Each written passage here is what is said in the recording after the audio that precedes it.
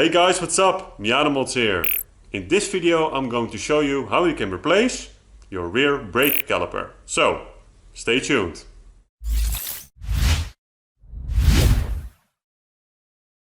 In my previous video I've showed you how you can replace your rear brake pads and brake rotors. But in that video I've noticed that my rear brake caliper was seized and that needs to be replaced by a new one. So that's the job I'm going to tackle today. Before you jack the car up, don't forget to loosen the lug nuts of your back wheels. I've got the car on the lift for easy access, but if you're going to use a jack you can place it underneath the diff or you can use the reinforced part at the pinch welds. Don't forget to use jack stands and leave your jack as a backup. Be safe guys! Now you can loosen the lug nuts and remove the back wheel.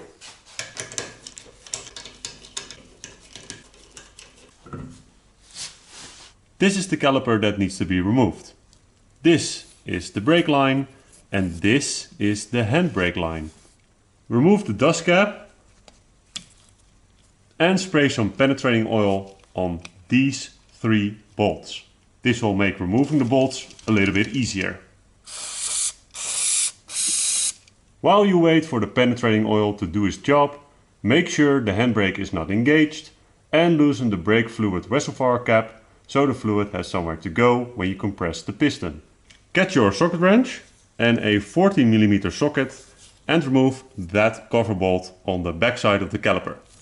You can use an extension for easy access.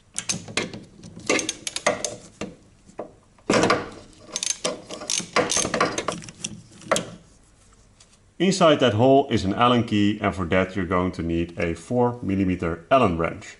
Unscrewing this Allen key is going to retract the caliper piston. This is important to understand because to retract the caliper piston at the front you need a big C-clamp. But that's not needed for the backside. In fact, using a C-clamp to retract the back caliper piston will damage the gears inside the caliper, so always use an Allen key. Remove the Allen key completely by twisting it to the left. Lefty-loosey. Okay, it's getting really hard now, so now just wiggle it a bit. And there it is. That's the Allen key. Next up is removing the handbrake assembly. Get your socket wrench and a 14mm socket and remove that bolt on the back. To make your job a little bit easier, I would suggest using an extension and make sure that the socket is all the way on the head of the bolt.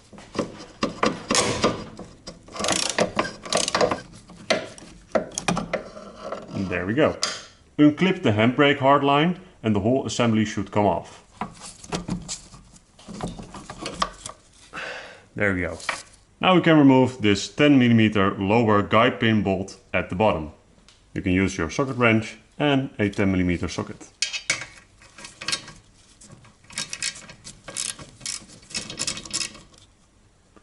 Okay, and this can be a bit slippery. And that's why I can't get it out. So get some brake cleaner and a paper towel. Clean up that bottom bolt. And get your paper towel. And now it's not that slippery anymore. There we go. Hold up, before you continue, already loosen this banjo bolt on the top side of the caliper. Later on in the video you'll see why. To remove the caliper, just slide it upwards and then towards the car, like so. Now, don't just place it somewhere, but use a bungee cord or zip tie to, let's say, hang it on your, well, I'm just going to hang it on my spring, and that way it can't fall down and damage my brake line. Now that the caliper is removed, we can clean the slider pin and reapply some high temperature grease. I'm going to use some brake cleaner and some paper towels to clean it. Make sure the surface of the slider pin is smooth. If not, you can use some high grit sandpaper to smooth out the surface. This surface is smooth, so I'm just going to reapply some high temperature grease. Now get your new caliper and make sure you got the correct one by comparing them. And as you can see, as far as I can see, they are identical. Also make sure that the new caliper is ready for installation so you won't lose a lot of brake fluid while you're swapping the caliper. Check if the piston is fully retracted.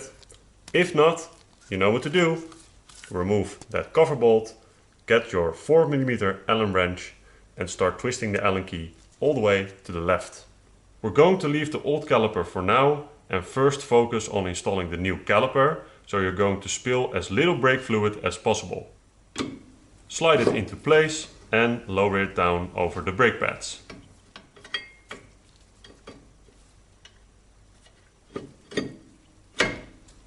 Make sure that the caliper is sliding smoothly. Also make sure that this rubber doesn't get caught between the caliper and the bracket. That's better. Next up is reinstalling that lower guy pin bolt, but first we need to clean it and then reapply some high temperature grease. If the surface is not smooth, use some sandpaper to smooth out the surface.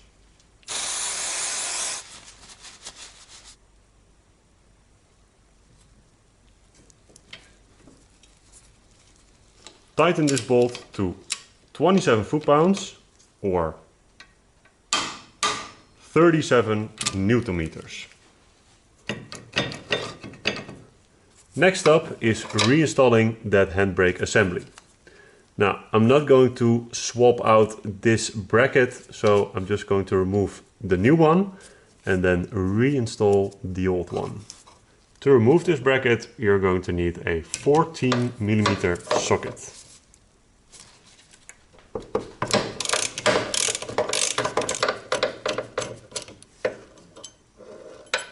I am going to reuse the new bolt because, yeah, that one is shiny, and I've added some high temperature grease on this bolt as well. So now we can hook it back up.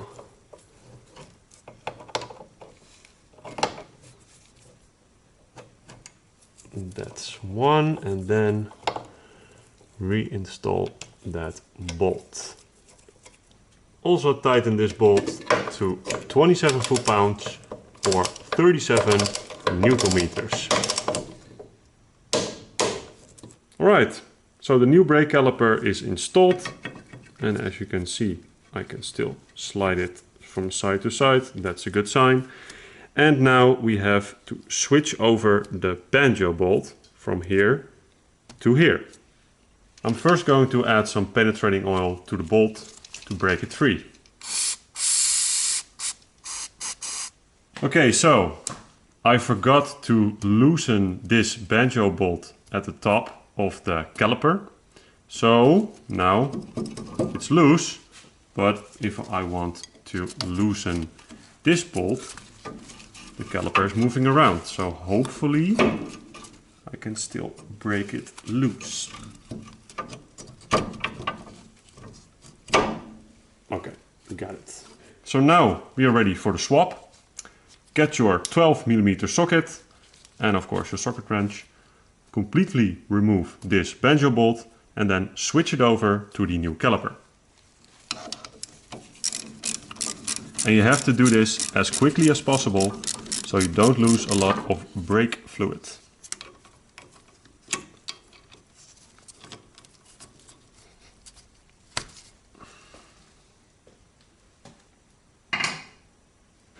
Next up is removing that old caliper, because we don't need this anymore.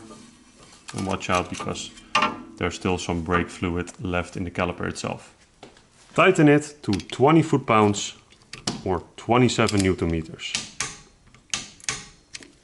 Clean the surface with some brake cleaner to make sure the caliper is not leaking. Next up is adjusting the caliper piston. First, move your hub so you know how it feels when it can spin freely. It always needs a bit of force because you're not only moving the hub, but also your axle, differential and drive shaft as well. Remove this 14mm bolt so you can readjust the Allen key. Get your 4mm Allen wrench and start tightening the Allen key until you can't move the hub anymore. And for that you need to twist it to the right. Lefty loosey, righty tighty. Yeah, that's it. And now back it off a third of a turn. And then you should be moving your hub freely again. Make sure that the hub is moving freely because you don't want to leave your pads rubbing on the rotor. So if you still can't move it, back it off a little bit more. Now we can reinstall that cover bolt and make sure that the copper washer is on there, and also add some high temperature grease. And then reinstall the cover bolt. Tighten the bolt to 10 foot-pounds or 14 Newton meters. Now pull the handbrake to see if that locks up your hub. And as you can see, it locks up the hub, so this is working correctly. If you pull on the handbrake and your hub doesn't lock up, tighten the Allen key a bit more and double check everything. And don't forget to reinstall the dust cap on that lower guide pin bolt. The final step in this process is bleeding the new brake caliper. Now normally this is a two-person job, but I don't have any friends, so I've got this.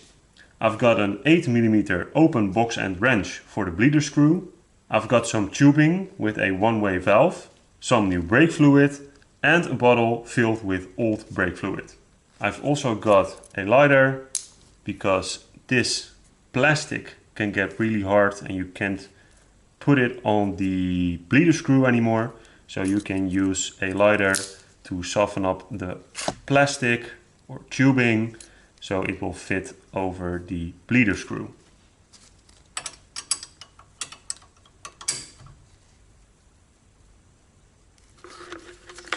Alright, so this is the setup, and I'm going to use this open box end wrench to open up the bleeder valve, and then I'm going to push on the brakes.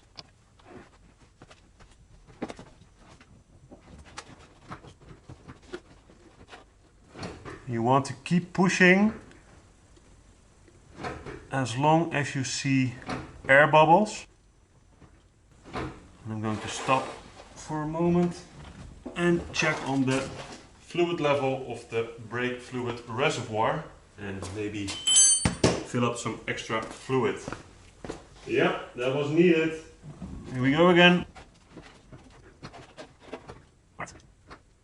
Alright, I don't see any bubbles left, so now we can close up the bleeder screw.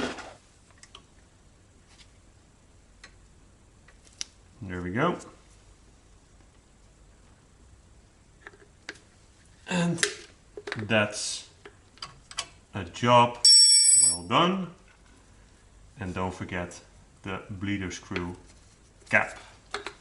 Alright, so when you're done bleeding the brake caliper, reinstall the wheel and then you're done. Please keep in mind that when you're bleeding the brakes, always make sure that there's enough brake fluid in the reservoir, and when you're done bleeding the brakes, please make sure that you screw the cap back on the brake fluid reservoir.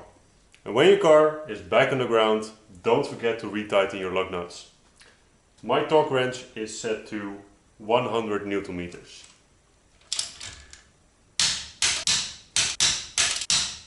That's it. Just so you know, the procedure is roughly the same for the NB model, so if you own that model, you can follow this guide as well. If you want to know which tools and parts I've used in this video, check out the video description. I hope you've enjoyed the video and I'll catch you in the next one. Tot de volgende keer! Oh. Oh, god damn it. Dit slaat natuurlijk helemaal nergens op. Oh wow. The correct one. Correct one. Correct one. Tighten this bolt. Hallo? Oh, did ik done bleeding the blades. Blake flew for fuck.